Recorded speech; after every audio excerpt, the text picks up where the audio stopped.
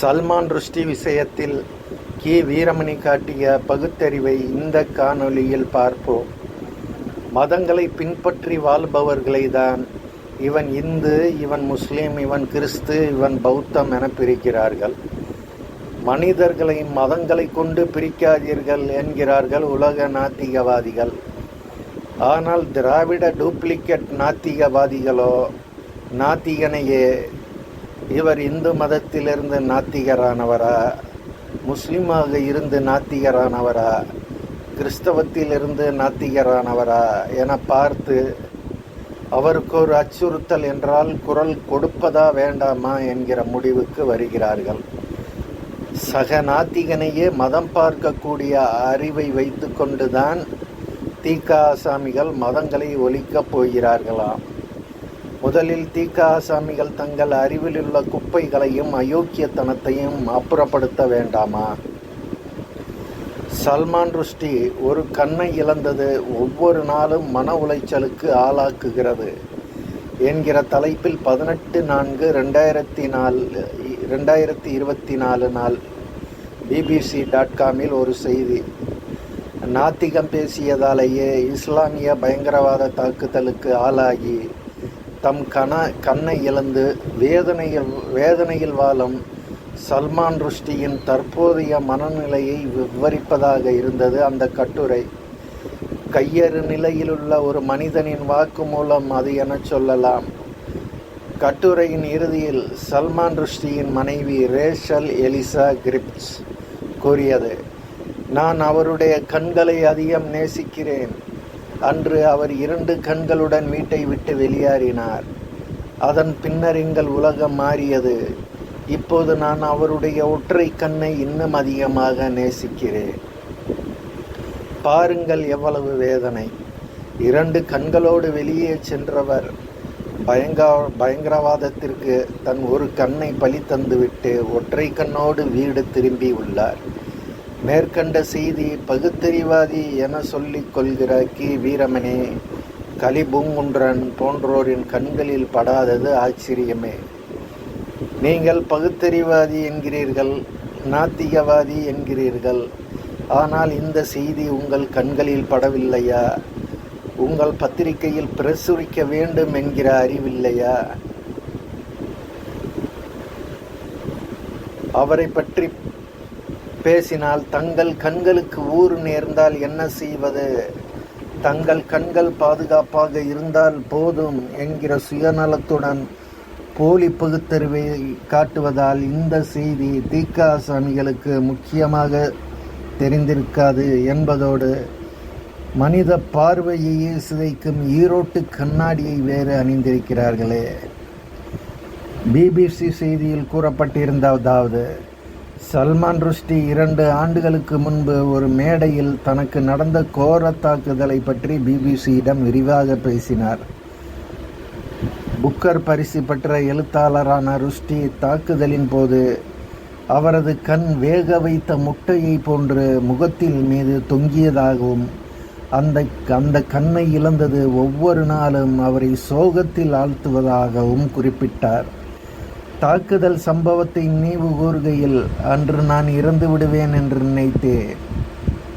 ஆனால் அப்படி நடக்கவில்லை, பிழைத்து கொண்டேன் என்கிறார். நைஃப் என்னும் தனது புதிய புத்தகத்தை தனக்கு நடந்த தாக்குதலை எதிர்த்து போராடுவதற்கான ஒரு கருவியாக பயன்படுத்துவதாக சல்மான் ருஷ்டி கூறினார். ஆகஸ்ட் 2022 நியூயார்க்கில் அவர் மீது தாக்குதல் நடத்தப்பட்டது. 27 வினாடிகள் நீடித்த அந்த தாக்குதலில் தன்னை தாக்க வந்த நபர் எப்படி படிக்கட்டுகளில் ஏறி வந்து தன் கழுத்து, வயிறு உட்பட உடல் முழுவதும் 12 முறை கத்தியால் குத்தினார் என்பதை ருஷ்டி நினைவு கூர்ந்தார். என்னால் என்னை தாக்குபவருக்கு எதிராக சண்டையிட முடியவில்லை, தப்பித்து ஓடவும் முடியவில்லை என்று அந்த சம்பவத்தை பற்றி அவர் விவரித்தார். கத்தியால் தாக்கப்பட்டதும் அவர் தரையில் விழுந்தார். பெருமளவு இரத்தம் அவரை சுற்றி வெள்ளமாக ஓடியது. ஏதாவது ஒரு நாள் பார்வையாளர்கள் மத்தியிலிருந்து ஒருவர் மேடையில் குதித்து என்னை தாக்கக்கூடும், இவ்வாறு என் மனதில் தோன்றாமல் இருந்திருந்தால் அது அபத்தமாக இருந்திருக்கும் என்று தன் பயத்தை பற்றி வெளிப்படையாக ஒப்புக்கொண்டார். எத்தகைய அச்சத்துடனேயே அவர் தன் வாழ்க்கையை கடந்து வந்துள்ளார். ஒரு நாத்திகனாக இருந்ததாலேயே தான் இந்த நிலை. அவர் மீது நடத்தப்பட்ட தாக்குதல் பற்றி உலகம் முழுவதும் தலைப்புச் செய்தியாக பகிரப்பட்டது. ஆனால் பகுத்தறிவுக்காரன் என சொல்லிக் கொள்கிற வீரமணி பத்திரிகை மட்டும் அறிவு சத்த பத்திரிகையாக இருந்ததாலோ என்னவோ அந்த செய்தியை பிரசுரிக்கவில்லை. உண்மையில் இந்த செய்தியை தவிர்த்ததற்கு வீரமணி வெட்கப்பட வேண்டாமா? ஈவிரக்கமற்ற இந்த தாக்குதலை கடந்து போவதிலிருந்து எவ்வளவு ஈனமான பிறவியாக இருக்கிறோம் என வேதனைப்பட வேண்டாமா?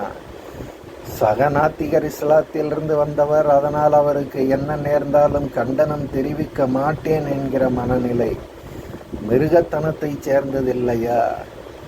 என்னையா பகுத்தறிவு உங்களுடையது? இந்த பித்தலாட்டத்தை தான் பகுத்தறிவு என ஈவே ராமசாமி கற்றுத்தந்தாரா? தீகா ஆசாமிகள் எல்லாம் தங்களை நாத்தியவாதி எனவோ பகுத்தறிவாதி எனவோ சொல்லிக் கொள்வதால் என்ன பெருமை? வீரமணியால் ஒரு நேர்மையான காரணம் சொல்ல முடியுமா இந்த செய்தியை பிரசுரிக்காததற்கு? ஒரு விஷயம் சொல்கிறோம், வீரமணி வகைராக்கள் எத்தகைய அறிவு பெற வேண்டுமென. 2020 சல்மான் ருஷ்டியை தாக்கிய இளைஞனுக்கு ஈரானில் உள்ள இமாம் கொமைனி பத்வா அறக்கட்டளையின் செயலாளர் முகமது இஸ்மாயில் ஒரு வெகுமதியை அறிவித்தார்.